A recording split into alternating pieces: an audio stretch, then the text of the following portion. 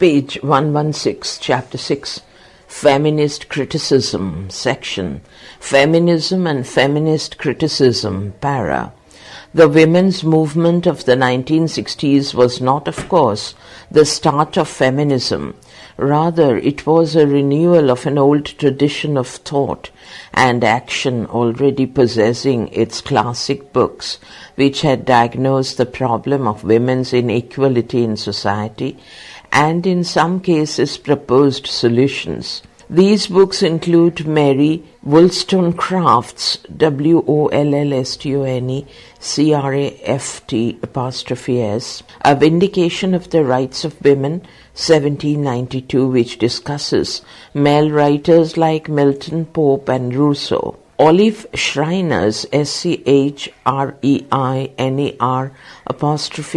Women and Labor, 1911. Virginia Woolf's A Room of One's Own, 1929, which vividly portrays the unequal treatment given to women seeking education and alternatives to marriage and motherhood. And Simone de Beauvoir's Beauvoir',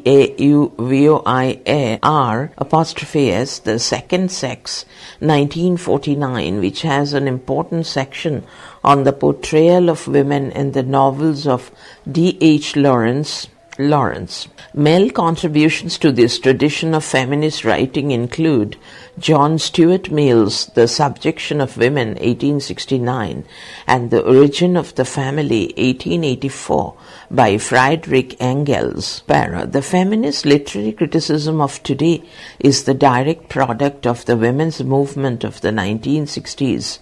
This movement was in important ways literary from the start, in the sense that it realized the significance of the images of women promulgated by literature and saw it as vital to combat them and question their authority and their coherence. In this sense, the women's movement has always been crucially concerned with books and literature, so that feminist criticism should not be seen as an offshoot or a spin-off from feminism, which is remote from the ultimate aims of the movement, but, page 117, as one of its most practical ways of influencing everyday conduct and attitudes. The concern with conditioning and socialization underpins a crucial set of distinctions, that between terms feminist, female, and feminine. As Toril Moi, Torilmoi, explains, the first is a political position, the second a matter of biology, and the third a set of culturally defined characteristics. Particularly in the distinction between the second and third of these lies much of the force of feminism. See Moy's essay in The Feminist Reader, edited by Catherine Belsey, Belsey, and Jane Moore, Moore. Other important ideas are explained in the appropriate part of the remainder of this section. The representation of women in literature then was felt to be one of the most important forms of socialization, since it provided the role models which indicated to women and men what constituted acceptable versions of the feminine and legitimate feminine goals and aspirations. Feminists pointed out, for example, that in 19th century fiction, very few women work for a living unless they are driven to it by dire necessity. Instead, the focus of interest is on the heroine's choice of marriage partner, which will decide her ultimate social position and exclusively determine her happiness and fulfillment in life, or her lack of these. Thus, in feminist criticism in the 1970s, the major effort went into exposing what might be called the mechanisms of patriarchy, that is, the cultural mindset in men and women which perpetuated sexual inequality. Critical attention was given to books by male writers in which influential or typical images of women were constructed. Necessarily, the criticism which undertook this work was combative and polemical. Then in the 1980s, in feminism, as in other critical approaches, the mood changed. Firstly, feminist criticism became much more eclectic, meaning that it began to draw upon the findings and approaches of other kinds of criticism, Marxism, structuralism, linguistics, and so on. Secondly, it switched its focus from attacking male versions of the world to exploring the nature of the female world and outlook, and reconstructing the lost or suppressed records of female experience. Thirdly, attention was switched to the need to construct a new canon of women's writing by rewriting the history of the novel and of poetry in such a way that neglected women writers were given new prominence. Page 118 para. Such distinct phases of interest and activity seem characteristic of feminist criticism. Elaine Showalter, Showalter, for instance, described the change in the late 1970s as a shift of attention from androtext, androtexts, that is books by men, to gynotext, gynotexts, books by women. She coined the term gynocritics, meaning the study of gynotexts, but gynocriticism is a broad and varied field, and any generalization about it should be treated with caution. The subjects of gynocriticism are, she says, the history, styles, themes, genres, and structures of writing by women, the psychodynamics of female creativity, the trajectory of the individual or collective female career, and the evolution of laws of a female literary tradition. Para. Showalter also details in the history of women's writing a feminine phase, 1840 to 80, in which women writers imitated dominant male artistic norms and aesthetic standards. Then a feminist phase, 1880 to 1920, in which radical and often separatist positions are maintained. And finally, a female phase, 1920 onwards, which looked particularly at female writing and female experience. The reasons for this liking for phasing are complex. Partly it is the result of the view that feminist criticism required a terminology if it was to attain theoretical respectability. More importantly, there is a great need in all intellectual disciplines to establish a sense of progress, enabling early and cruder examples, in this case, of feminist criticism to be given their rightful credit and acknowledgement, while at the same time making it clear that the approach they represent is no longer generally regarded as a model for practice. Para. But feminist criticism since the 1970s has been remarkable for the wide range of positions that exist within it. Debates and disagreements have centered on three particular areas, these being 1. The role of theory, 2. The nature of language, and 3. The value or otherwise of psychoanalysis. The next 3 sections will look at each of these in turn. Feminist criticism and the role of theory. Para.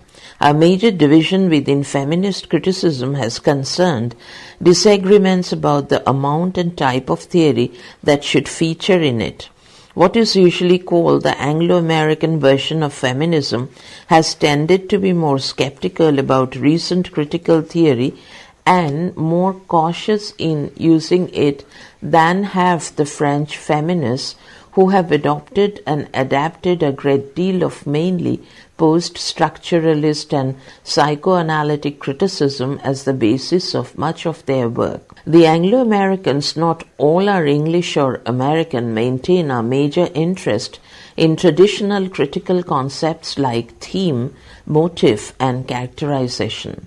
They seem to accept the conventions of literary realism and treat literature as a series of representations of women's lives and experience which can be measured and evaluated against reality. They see the close reading and explication of individual literary texts as the major business of feminist criticism. Generally, this kind of feminist criticism has a good deal in common with the procedures and assumptions of the liberal humanist approach to literature, although feminist also place considerable emphasis on the use of historical data and non-literary material such as diaries, memoirs, social and medical history in understanding the literary text.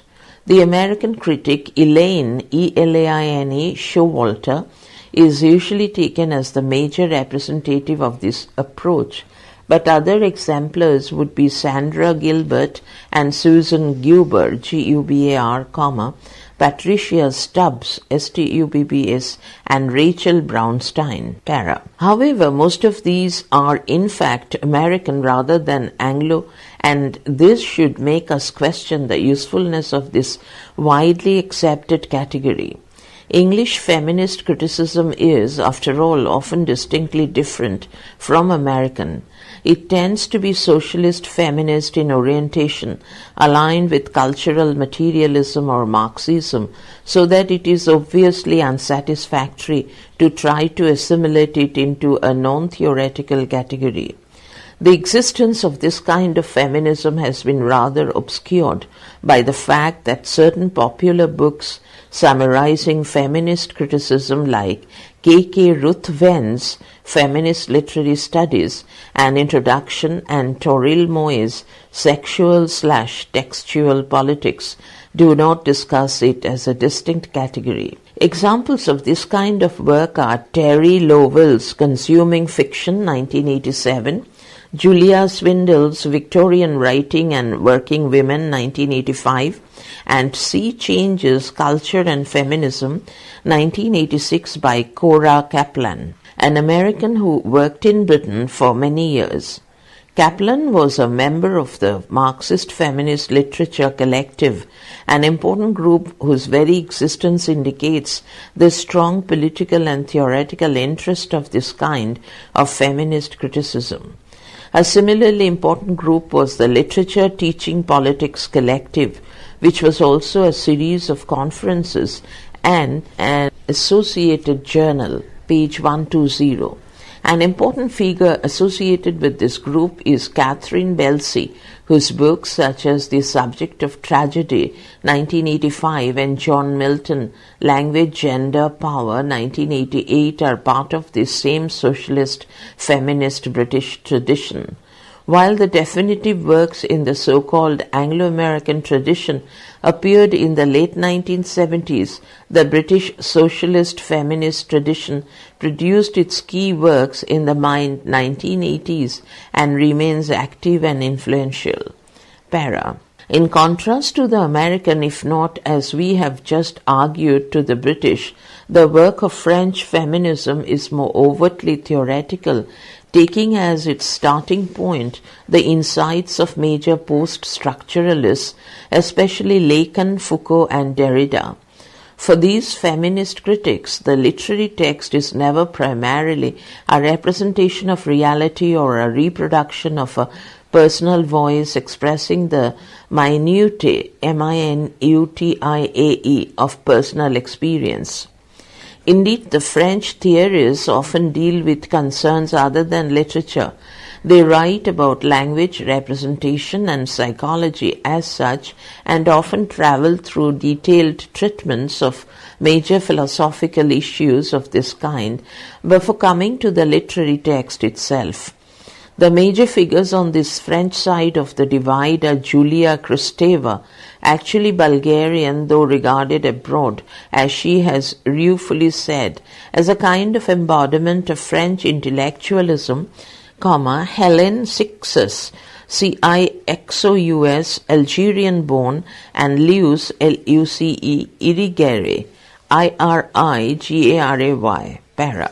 All three are best encountered initially in the various feminist readers now available.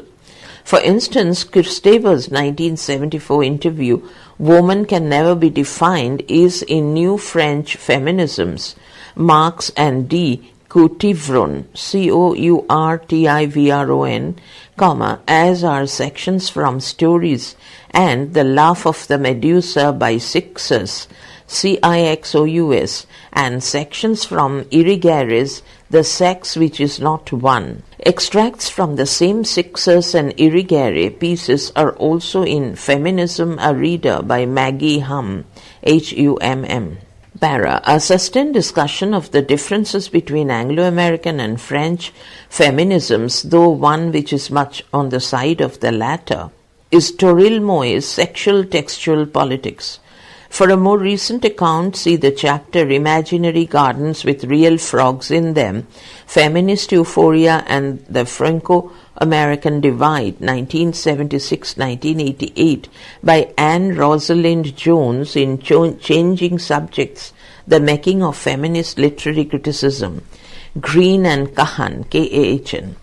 These French feminists are particularly concerned with language and psychology, which are considered in the two following sections. Section Feminist Criticism and Language, page 121. Another fundamental issue on which opinion is just as polarized is the question of whether or not there exists a form of language which is inherently feminine.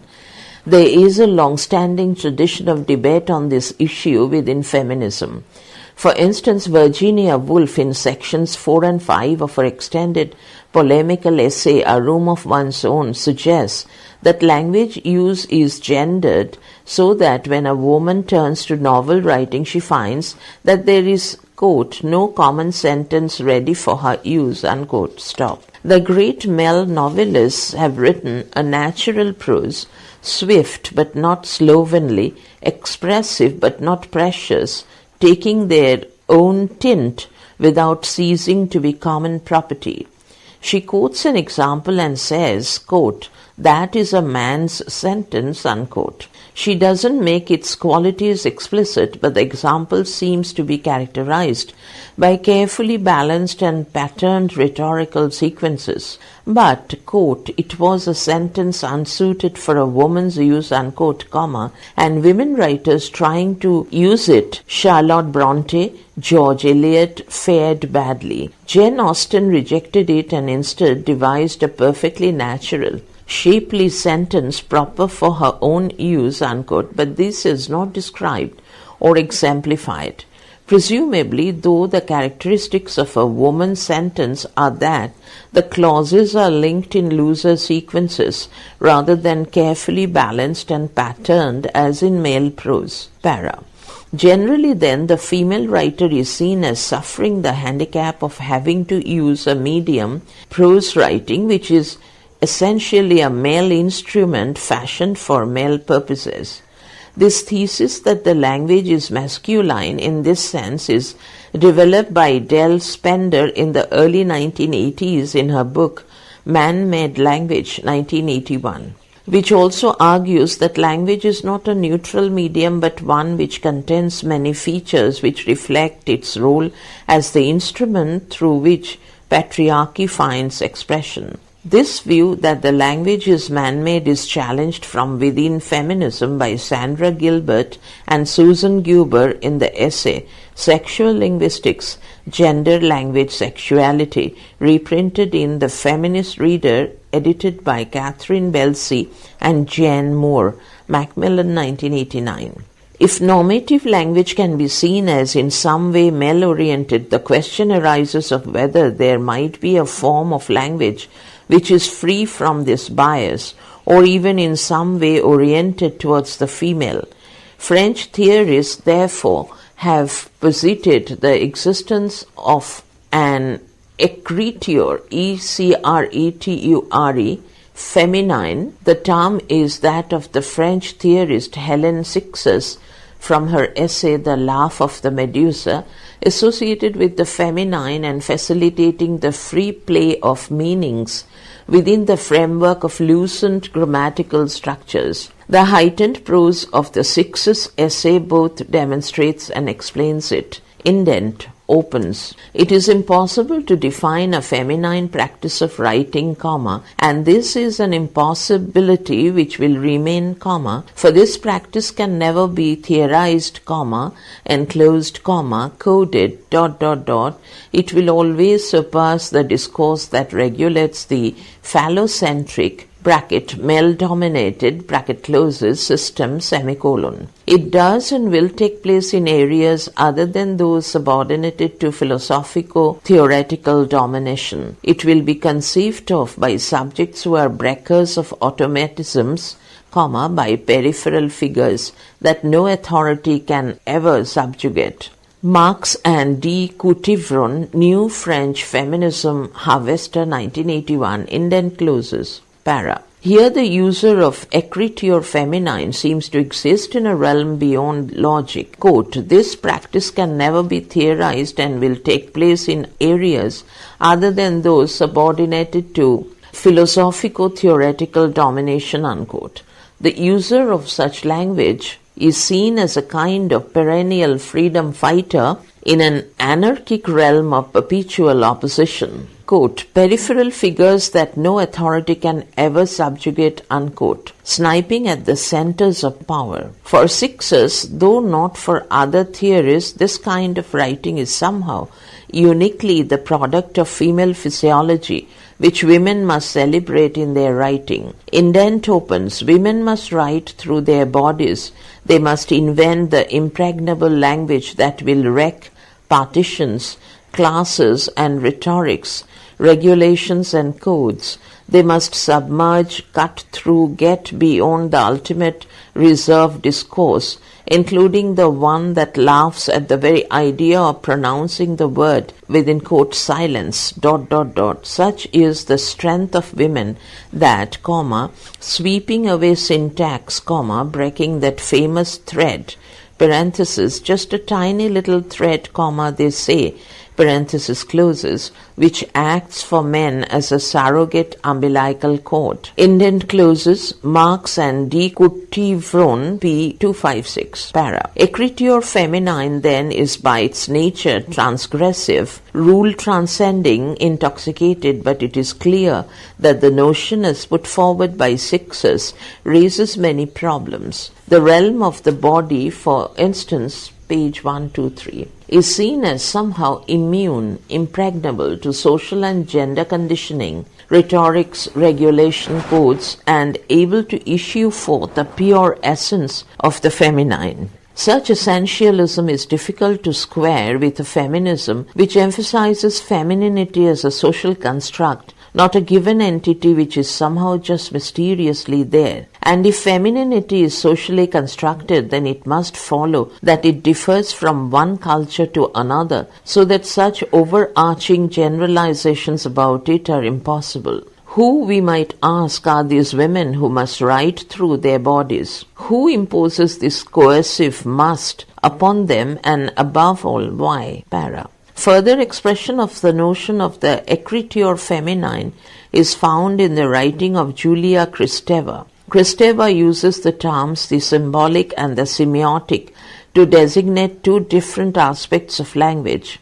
In her essay, quote, The System and the Speaking Subject, the symbolic aspect is associated with authority, order, fathers, repression, and control. Quote, the family, normalcy, normative classico-psychological tending discourse, all of which are just so many characteristics of fascist ideology, unquote. The symbolic fact of language maintains the fiction that the self is fixed and unified, what she describes as, quote, a language with a foreclosed subject or with a transcendental subject ego, unquote. By contrast, the semiotic aspect of discourse is characterized not by logic and order, but by, quote, displacement, slippage, condensation, unquote, which suggests again a much looser, more randomized way of making connections, one which increases the available range of possibilities. She quotes Plato in the Timaeus, Timaeus, invoking, quote, a state of language anterior to the word, W capital, ... Plato calls this the chora, chora, unquote. And again it is linked with the maternal rather than the paternal. All this is presented at a fairly generalized level, but Kristeva sees the semiotic as the language of poetry as opposed to prose and examines its operation in the work of specific poets. Though it is linked conceptually with the feminine, the poets who use it are not all female, and in fact, Kristeva's major exemplars are male writers. Para. It should be stressed, though, that the symbolic and the semiotic are not two different kinds of language, but two different aspects of language, both of which are always present in any given sample. The model, again, is that of the unconscious and the conscious, and the Lacanian reuse of these notions. The symbolic is the orderly surface realm of strict distinctions and laid down structures through which, page 124, language works.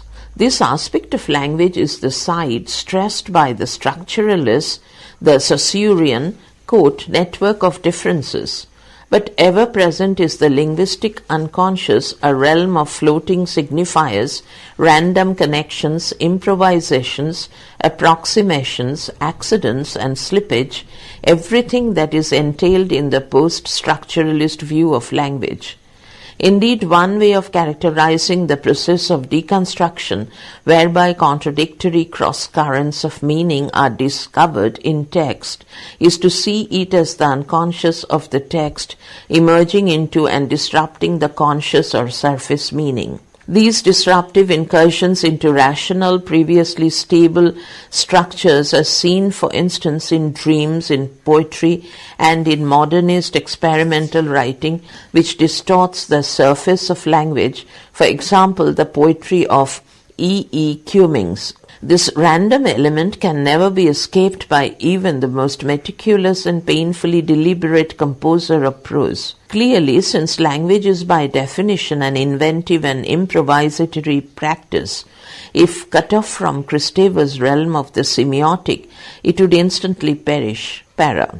For her notion of the basic opposition between the semiotic and the symbolic, Kristeva is indebted to Jacques Lacan and his distinction between two realms, the imaginary and the symbolic. The imaginary realm is that of the young child at the pre-linguistic, pre-Oedipal stage.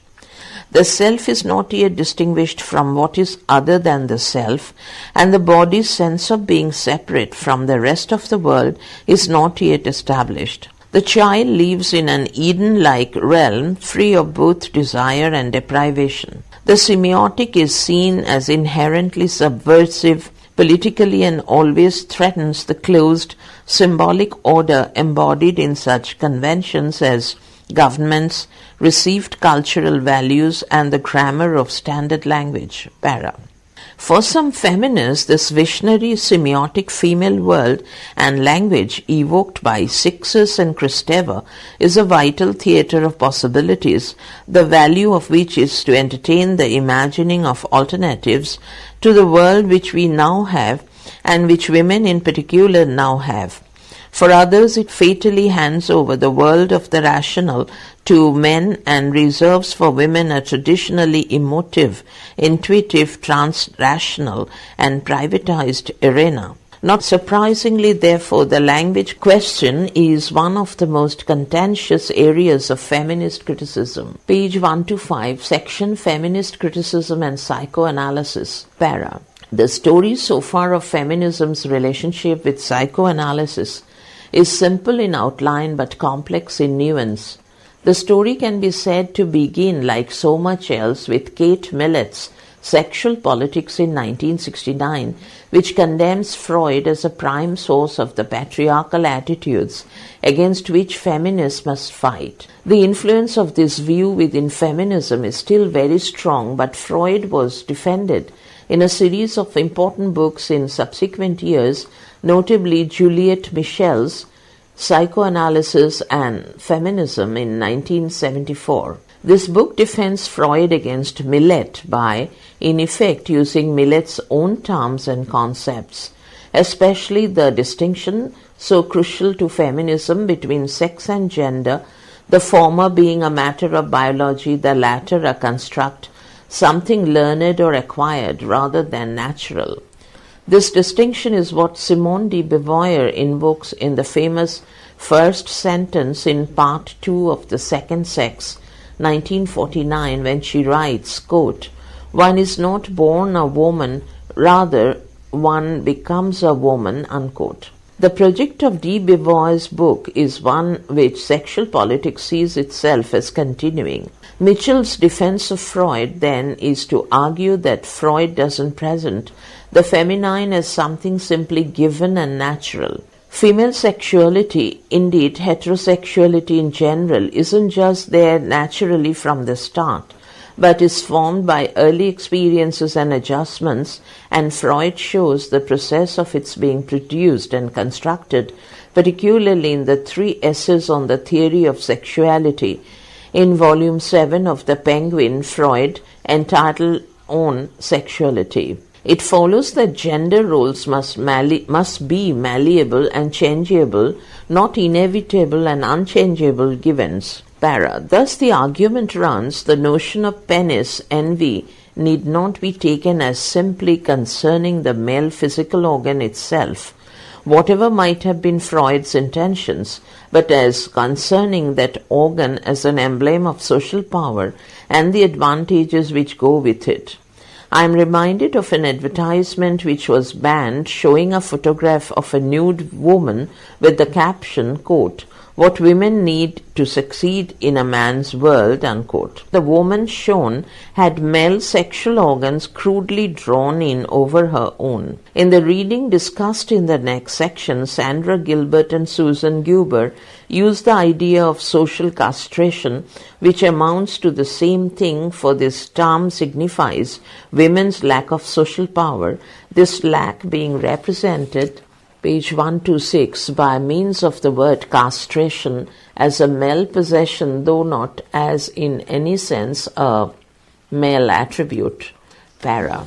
Jen Gallop's 1982 book Feminism and Psychoanalysis continues the rehabilitation of psychoanalysis, but by switching from the Freudian to the Lacanian variety, partly on the grounds that what is often implicit in Freud is explicit in Lacan's system, namely that the phallus is not the physical biological object but a symbol of the power which goes with it.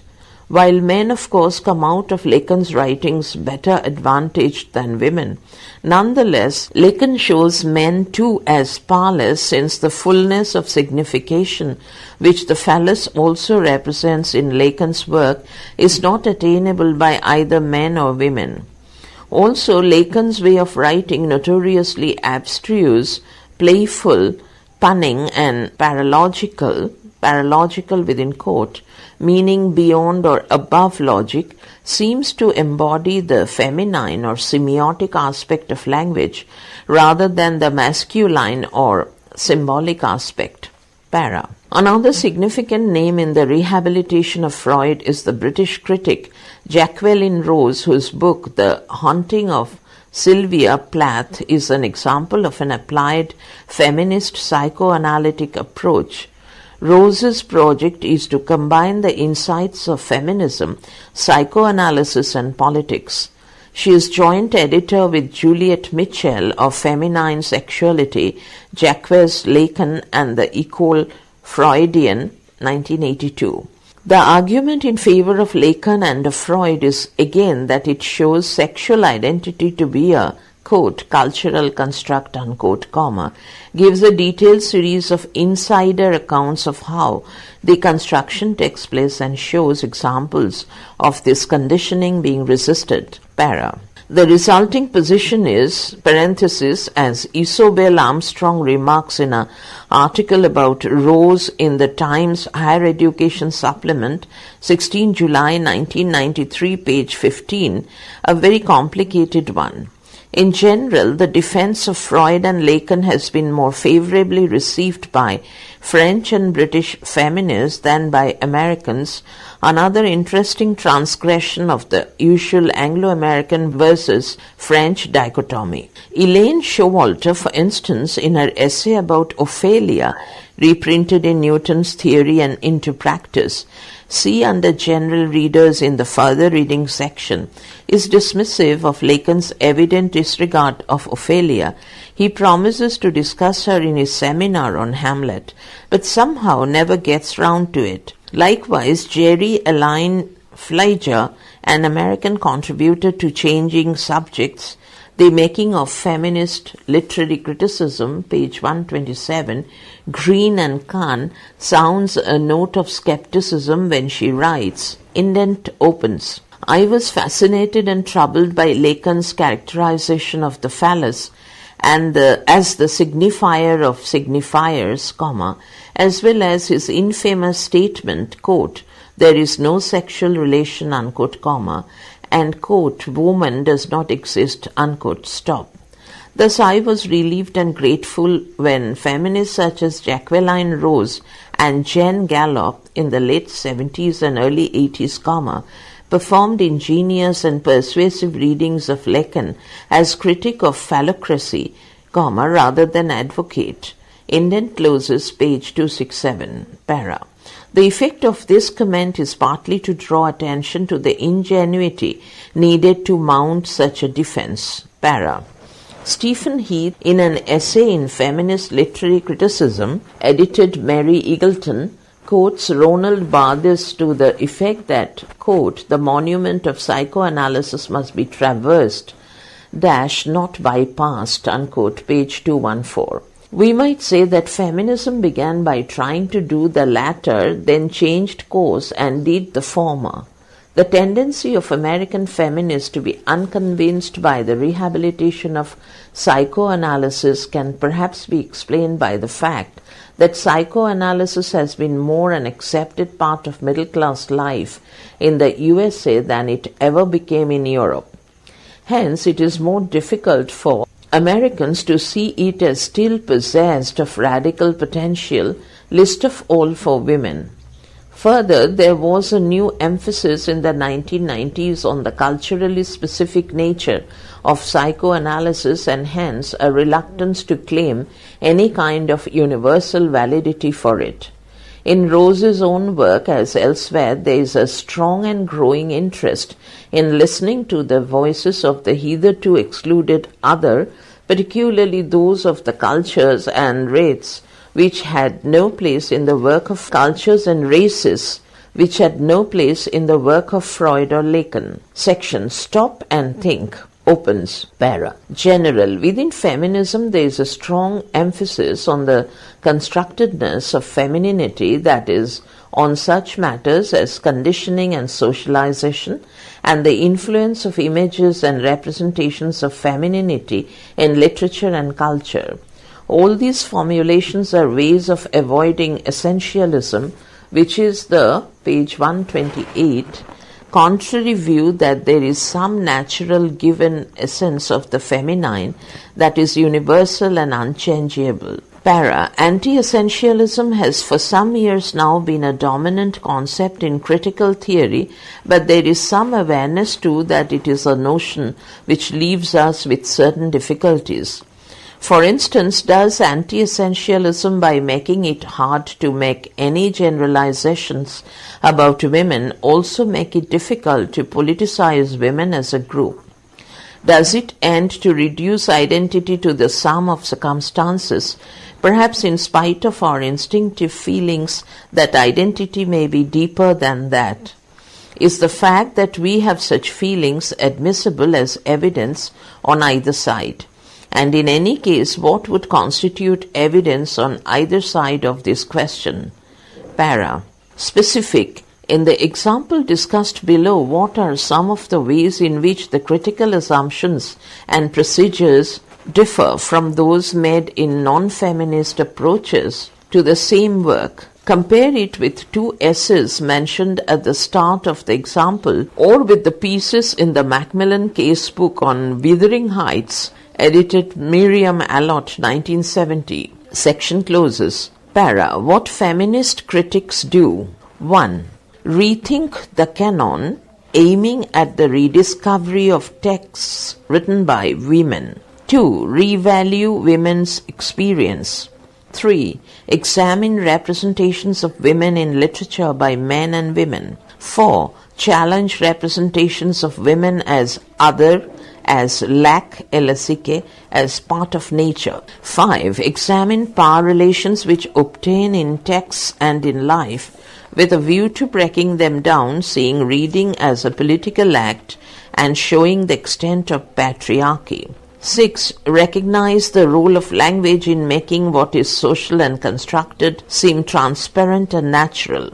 7. Raise the question of whether men and women are essentially different because of biology or are socially constructed as different. Page 129. 8. Explore the question of whether there is a female language, an equity or feminine, and whether this is also available to men. 9. Reread psychoanalysis to further explore the issue of female and male identity. 10. Question the popular notion of the death of the author, asking whether there are only subject positions ... constructed in discourse, or whether, on the contrary, the experience, for instance, of a black or lesbian writer is central. 11. Make clear the ideological base of supposedly neutral or mainstream literary interpretations. Section Feminist Criticism and Example. As an example of feminist criticism, I will take the account of Wuthering Heights by Sandra M. Gilbert and Susan Guber from their book The Mad Woman in the Attic. The piece is reprinted in the widely used Debating Texts edited Rick Rylance. Rylance, R-Y-L-A-N-C, reprints two other accounts of the same novel, one by Q. D. Lewis, which might be considered as liberal humanist, and the one by Frank Kermode, K-E-R-M-O-D-E, which might be seen as post-structuralist. Comparisons can also be made with Eagleton's Marxist account of the same novel in his book Myths of Power, a Marxist study of the Brontes, to which Gilbert and Guber refer. Para. Gilbert and Guber's strategy with Bronte's novel is to see it as a female version of the male form known as the Bildungsroman, Bildungsroman. This German term means the formation or education novel, in which the hero's growth to manhood is stressed as a process of triumphant self-discovery, whereby an identity is discovered and a mission in life conceived and embarked upon. A classic example would be James Joyce's A Portrait of the Artist as a Young Man. For the heroine, however, things are different, and an equivalent novel like Wuthering Heights about the growth to womanhood records a process of anxious self-denial, this being the ultimate product of a female education. Gilbert and Guber say that what Catherine or any girl must learn is that she does not know her own name and therefore cannot know either who she is or whom she is destined to be. The process of denial involved they describe as social castration. Effectively, Catherine has to leave behind all her instinctive preferences, page 130, signified by the heights, and take on an alien attitude signified by Thrushcross Grange. The point of the word castration here is that in order to achieve acceptability and femininity, Catherine has to lose the power which men take for granted, namely power over their own destiny. This is symbolized by the phallic guard dog, purple tongue hanging half a foot out of its mouth, unquote, which bites Catherine's foot as she enters the Grange, a symbolic castration, they say. She then undergoes the initiation ritual of imprisonment as the Grange, similar to that undergone by traditional heroines like Persephone and Snow White. Para. The Grange is the home of concealment and doubleness. Here she learns, as Bronte says, quote, to adopt a double character without exactly intending to deceive anyone, unquote. That is, say Gilbert and Guber, she must learn, quote, to repress her own impulses, must girdle her own energies with the iron stays of reason. This education in doubleness involves an actual doubling or fragmentation of her personality.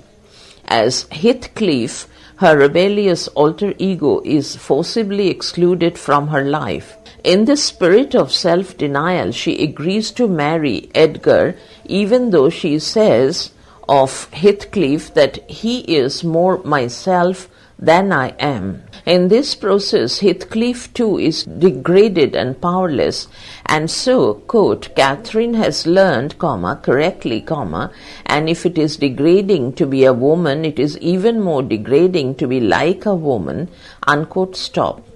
Hence, Gilbert and Guber argue against the run of Wuthering Heights criticism that Edgar does not represent an image of effeminacy in contrast to the manliness of Heathcliff. On the contrary, in his ruthless employment of his social and sexual power, he is an embodiment of the patriarchal principle. The marriage, quote, inexorably locks her into a social system which denies her autonomy, unquote, so that Heathcliff's return, the return of the repressed, as we might call it in Freudian terms, represents the return of her true self's desires without the rebirth of her former powers. Hence, the inevitable descent into self-rejection. Catherine fails to recognize her own face in the mirror. Self-starvation, madness, and death, a complex of psychoneurotic symptoms that is almost classically associated with female feelings of powerlessness and rage. Thus, the events of the novel are strongly read as emblems of the construction of gender identity. Page 131, section Selected Reading. Readers. Belsey, Catherine, and Moore Jen edited The Feminist Reader, Essays in Gender and the Politics of Literary Criticism. Palgrave, 2nd edition, 1997. Excellent introduction, manageable size, important essays on the crucial issues. Cavallero Denis, French Feminist Theory and Introduction. New edition Continuum, 2006. The best current collection of key essays in this field. Ingleton, Mary E.D., Feminist Literary Criticism, Longman, 1991. Interesting collection with essays paired to represent opposing views on key issues. Very good editorial commentary. Eagleton, Mary E.D., Feminist Literary Theory, a Reader, Blackwell, 2nd edition, 1995. Includes material on black feminism and the impact of postmodernism on feminism. Short extracts from a wide range of critical material. Friedman, Estelle B. E.D., The Essential Feminist Reader, Modern Library Classics, 2007. A comprehensive collection including historical classics and creative as well as critical material. Humm, Maggie E.D., Feminisms, a Reader, Longman, 1992. An excellent book, wide-ranging and accessible, on feminism from Woolf to the present day, including black and lesbian feminisms, subsectioned by category with a separate introduction for each one. Marx, Elaine, and D. Coutrivon, Isabelle, edited New French Feminisms, Harvester, 1981, the pioneering book in introducing much of this material to English-speaking readers. Moy Toril, French Feminist Thought, a Reader, Blackwell, 1987. Rooney, Rooney, Ellen, A.D., The Cambridge Companion to Feminist Literary Theory, Cambridge Companions to Literature, 2006. Contains extremely useful updating essays on feminist aesthetics of reading, feminism and novel reading, feminism and psychoanalysis, feminism and postcolonialism, etc. General. Brownstein, Rachel, Becoming a Heroine, Penguin, 1982, RPT, Columbia University Press, 1994, reprint. A readable and thoughtful account of what it takes to become a heroine in a classic novel. Page 132. Christian Barbara, New Black Feminist Criticism, 1985-2000, University of Illinois Press, 2007. A collection by a major practitioner and theorist edited after her death by Gloria Bowles, M. Julia Fabi and Erlene Kaiser. Gilbert, Sandra, and Guber, Susan. No Man's Land, The Place of the Woman Writer in the 20th Century. Yale University Press, 1988. Much of interest. See Chapter 7, Women, Literature and the Great War, and compare with the example of gay criticism in the next chapter. Gilbert Sandra and Guber Susan, The Mad Woman in the Attic, The Woman Writer and the 19th Century Literary Imagination, Yale University Press, 2nd edition, 2000. A famous book with chapters on Austen, Bronte's, George Eliot, etc.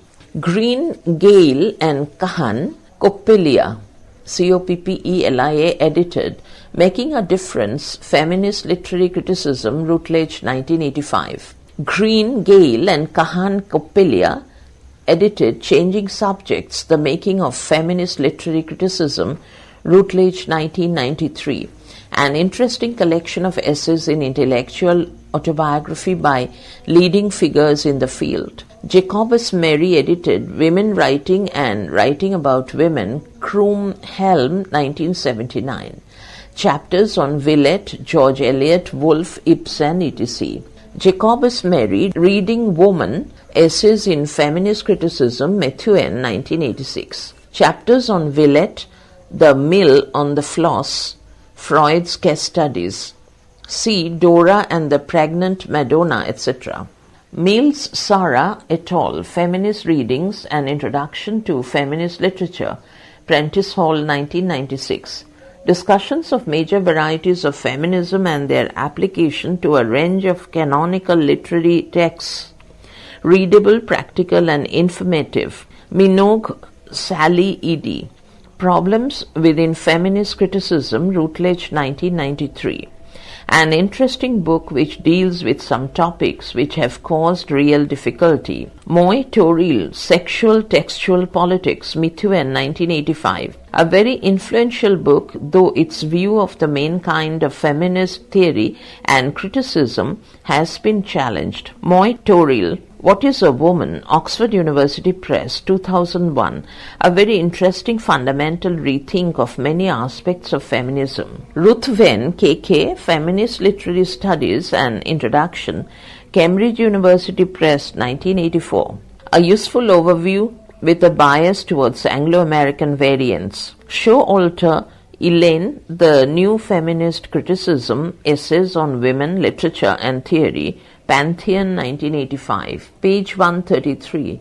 Showalter, Elaine, A Literature of Their Own, Revised and Expanded Edition, Virago, 1999. Includes a new opening chapter on the reception of the original edition of this book and a postscript chapter on the legacy of feminist criticism. Stubbs, Patricia, Women and Fiction, Feminism and the Novel, 1880 to 1920. Routledge New Edition, 1981. Page 136, Chapter 7, Lesbian Slay, Gay Criticism.